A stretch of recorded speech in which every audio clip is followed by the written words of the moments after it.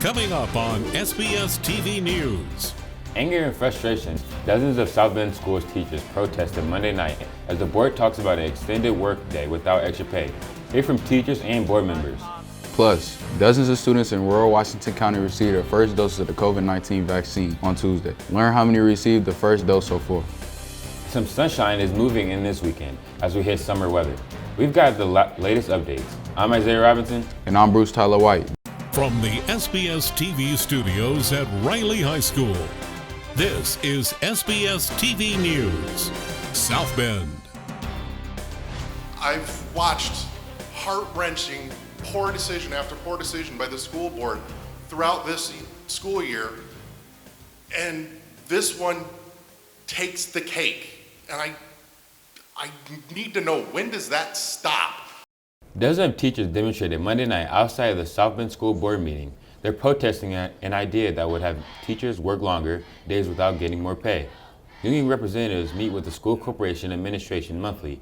Last week, the corporation talked with them about having teachers stay an extra 40 extra minutes, 4 days a week. The school corporation says that the mandatory time will be used for collaborating and common planning with other teachers. They say that research shows daily time can help improve student achievement and ensure that there is an equality and equity among the different classes in a school.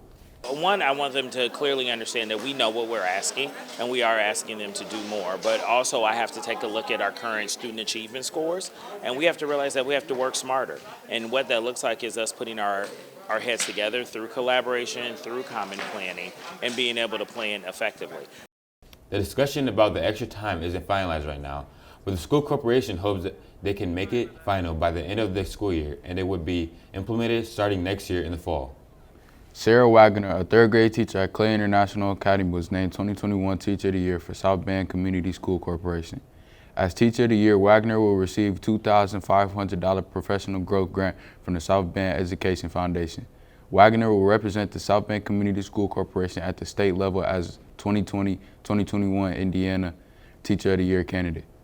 In Washington State, dozens of students in rural Pierce County received their first doses of the COVID vaccine on Tuesday. Sebastian Robertson reports. The smaller the town, the greater the sense of community. A sentiment that's true in Eatonville. In a rural community, in a small community, we know that we do not have the services that many of the large urban areas. We don't have a regular hospital that we can send. We don't have multiple doctor's offices.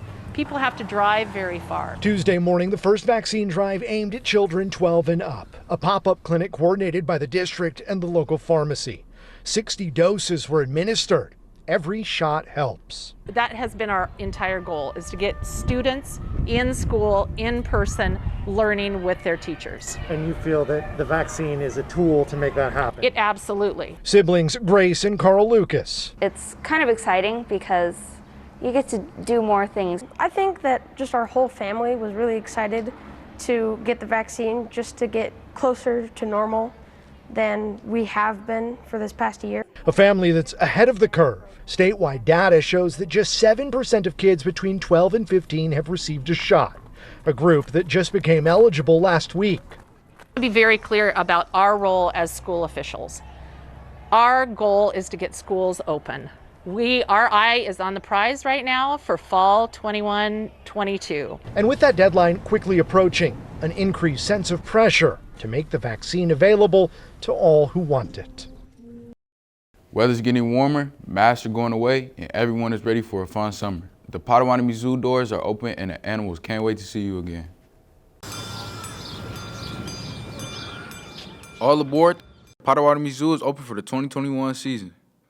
As always, there are a lot of different attractions this year, but that doesn't stop the park from bringing out new attractions. Because of the pandemic, some precautions need to be taken for the safety of the guests. But there is some hope. Like everyone, I think it was a rough year during COVID last year. We were actually able to open in June, which is about 2.5 months after we were expected to open. And here at the zoo, it's very interesting. We can't just shut our doors. We have over $200,000 in a food budget for our animals. We have to pay our animal care staff. Once we got the doors open, it was a safe place to come and be outside. We actually were able to rebound and do pretty well last year. Because of the skyrocketing vaccination rates, the zoo was able to open earlier than expected. So the zoo is just growing like you would not believe. Some of the new things that are going to be at the zoo this year is, for one, we've got Masamba the rhino who came in last year, but this is a new experience where you can come meet the rhino, do a meet and greet. You can feed bison through our animal experiences. It's really exciting as we have giraffes coming to the zoo. Hopefully we'll have giraffes here by September, so we have this huge project in the heart of the zoo that people can come and start to see the progress. The zoo is a great way to bring people together in a time of healing, and they are making sure families stay safe while doing so. Yeah, that's what we keep telling people. People, as we start to come out of our homes and start to get back to more of a normal life, coming to the zoo is a great opportunity. You're outside. We're 23 acres. You can socially distance, and it's just, really getting the family exposed to nature. For SBS-TV News, I'm Bruce Tyler White. Are you looking to live the minimalist lifestyle and downsize your living space? A developer has created just the right place for you. Take a look at this. These brand new tiny houses have risen in popularity, and we have Mike Keene to tell us why. A tiny house is a house that is much smaller than what we're used to. The average house in the United States right now is about 2,600 square feet. Tiny houses range anywhere from, say, 250 to 400 to 600 square feet. This house is actually kind of on the larger side of a tiny house. It's just about 600 square feet, but that's because it's got extra high ceilings and it's lofted. The actual first floor is only 386 square feet, but we'd like to get a little extra room in there by adding extra height. We even took a look inside of the tiny houses to see for ourselves. Tiny house has everything a regular house has to offer. You got your kitchen, you got your bathroom, your sort of living room, dining room area, nice bedroom upstairs in the open loft. What makes this one a little bit different is you've got a lot more windows, so that a lot more volume. And then the other thing that makes this special is that this thing is powered by solar power. We just glue these solar panels right to the top of the roof. So all the stuff that a regular house has, and a few extras as well. As you can see, these tiny houses have a lot to offer. This has been Jalen for SBS-TV. Last year, Hope for the Hungry was created, a nonprofit organization to help feed the hungry in our community. This month, 2 classes at Riley High School are helping with their mission. Lately, we've been working on getting together with a group called Hope for the Hungry, so that for the families in this pandemic that's struggling and need help, we're able to get people to donate money, and give food back to families that need it. Miss Reddick's class is a business class. Mine is a human and social services class, which is like social work. So our students decided they wanted to get back. We start out in that class talking about the problems that surround us, right? The things that are going on around us that are frustrations for people, and then using our ideas to solve those problems. We've been combining to participate in this Chick-fil-A Leader Academy since the beginning of the year, and we had different leader labs that we would do each month, and this was leading up to a year-end project that had to impact the community. Through this process, we decided to split up in teams, a red team and a white team, and my team is basically to advertise, to get people involved, to catch their eye and be like, oh, maybe we should go over there, check this out, and then be able to give them entertainment, and also, while giving them entertainment, convince them to donate to us so that we can help others. Well, I think that letting students and exposing students, period, to these issues is very good, right? So in our classes, we're doing what we can to equip them to go out and be great leaders, to go out and be great entrepreneurs, to go out and be great people in the human services space. And so making them aware of this need. The event will be held at Riley High School Saturday, May 22nd from noon to 2 p.m. Today is the last day for our seniors, and it is time for a celebration. At this year's Senior Signing Day at Riley High School, students are recognized for their achievements and future plans. This is the 4th year of us doing a Senior Signing Day, where we're recognizing all of our scholars, not just doing a signing day for students that are going into the athletic realm, but honoring students that are going into the athletic realm, the military, as well as career. So when I came in 2017-18, this was the group that came in as a freshman group. And so this would be considered your true cohort. And it's exciting that they've all made the decisions that they've made to continue on with their academic, military, and career aspirations. I'm just so proud of them all. My name is Jalen Ryan. The reason why I chose Manchester University because it was a good fit. I love the people there, the coaches and the teachers. My name is Mason Naval. I'm going to Purdue West Lafayette. I chose this college because it's a great engineering school, and I'm going there for engineering, and they have a great biomedical program. Hi, my name is David Saleh. I'm going to be attending Indiana University of South Bend. I'm going to be majoring in public relations. I might also major in business, but I didn't want to be on the camera as much, so I picked a job that was going to require me to communicate with the media team, but not having to be on the face of the camera. This group has broken a lot of records since I've been here. As of right now, they have a $2.4 million scholarships that's been offered and counting. So we still have about 100 students that need to complete the survey, but this is just out of 130 scholars that we're at $2.4 million. A number of heroes have been recognized during the pandemic, with nurses and other medical professionals at the top of the list. Recently, Riley High School recognized one of their own and her incredible efforts during this unusually and stressful school year. When you start thinking about how do you identify an individual for Employee of the Year, first of all, I do discuss it and have a committee of my administrative team. But you start looking at the things that's been done throughout the year. So this year, our Employee of the Year is Mrs. Jennifer Saylors, our school nurse. I was actually quite shocked. It's not normally given to a non-teacher. And I was very pleased, and I feel blessed. Obviously, we see sickness every year. People get sick, year in, year out. This year, it just changed our focus. We had to be more vigilant as to certain types of symptoms, and the contact tracing and the phone calls was probably the hardest part for us because it added a lot of work. I love taking care of people. I'm a people person, and I love to see what I call the light bulb moment, which I think is great for a school setting, because for me it's like, why didn't I ever learn that before? Or why didn't somebody teach that to me before? And it's like they just get it. We need to be mindful of, obviously hygiene, washing our hands and our body, making sure we're brushing our teeth. All those basics really do help combat illness. I have a great Riley family, and I feel like I have 1,100 kids. They're not mine biologically, but I want to treat them all like they're my own. I hope the parents know that I'm dedicated to taking good care of their kids while they're here. She's committed, and what a lot of people don't know is that she's a Riley grad, so she's rooted here. And she's born and raised on the South Side, so she's rooted and truly invested in the community that she serves, and it shows every day that she shows up to work here at Riley High School.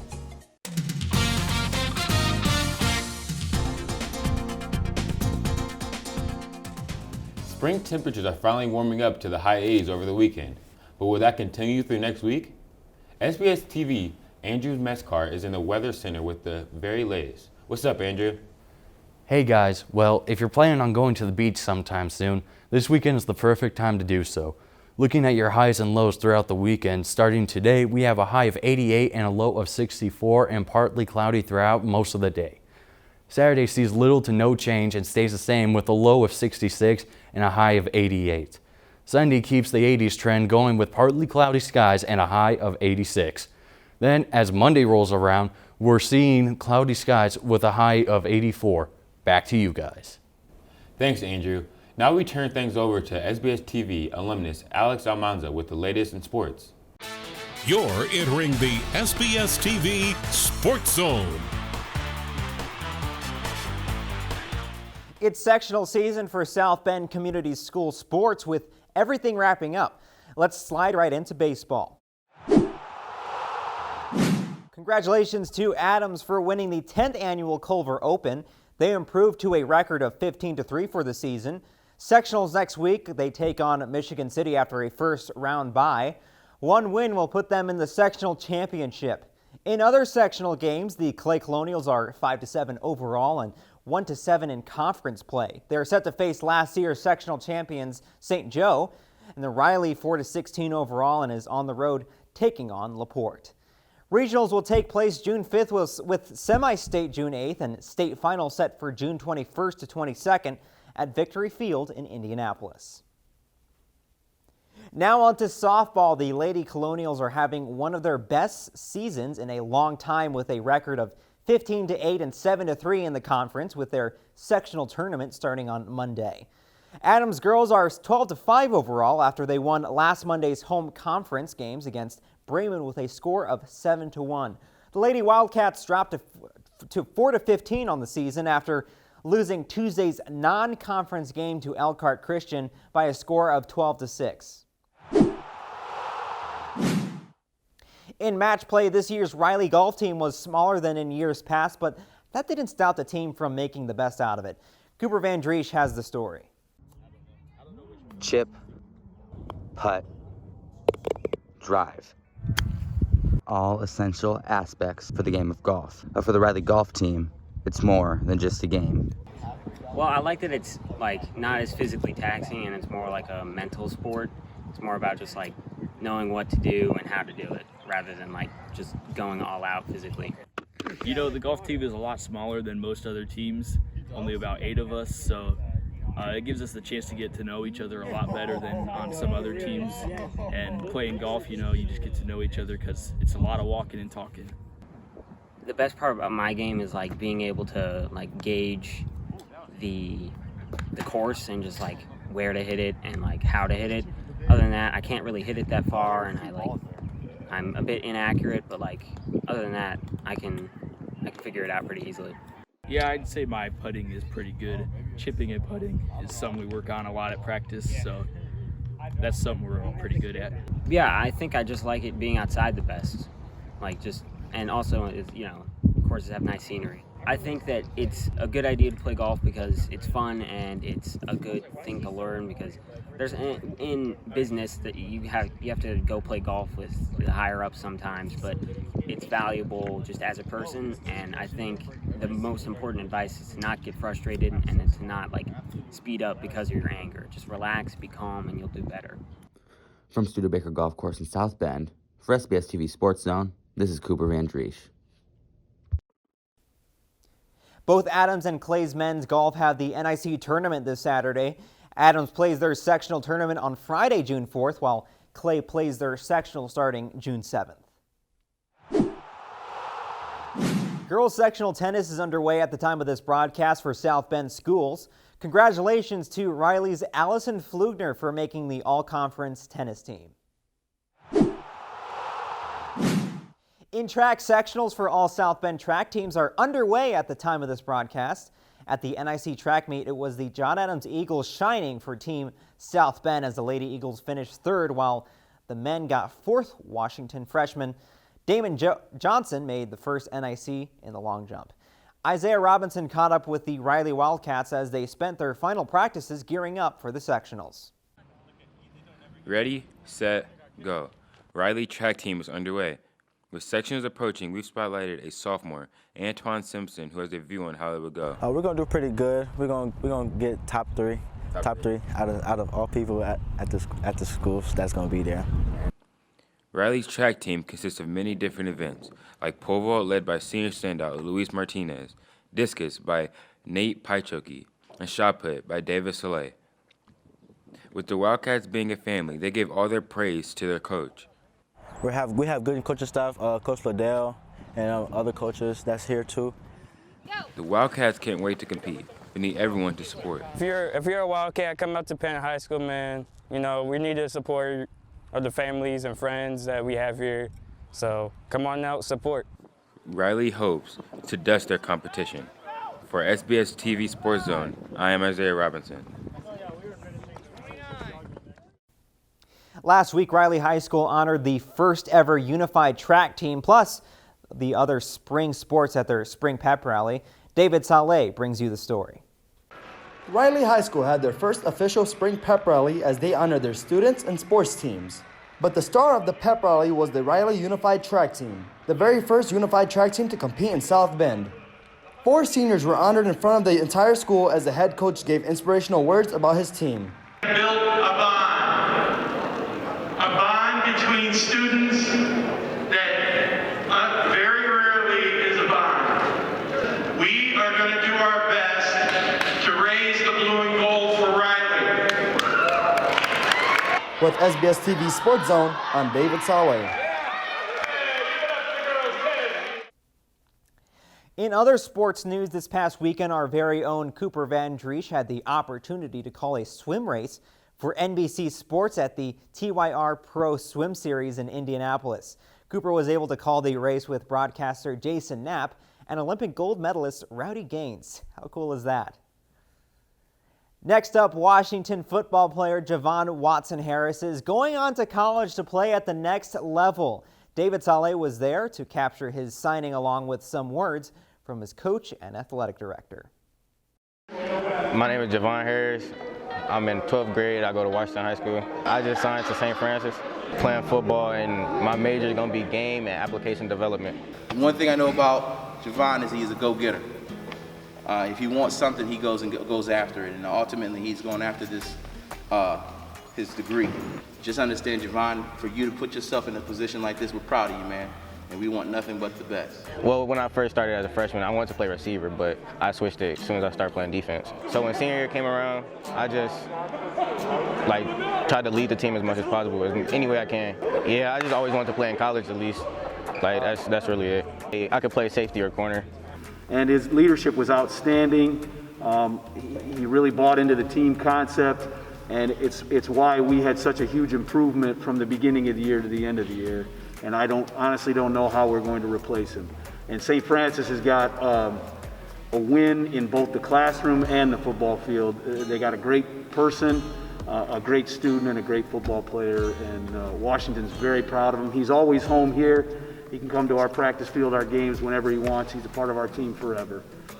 But the educational mindset that when you go out there into this world and there's people who are willing to give you money for your education and allow you to play athletics, when you sign those papers, they're asking you to commit to them because they're committing to you.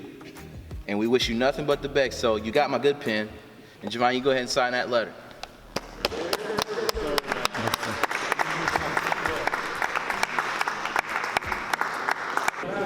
For the next couple years, we got to beat Riley. That's all I got to say.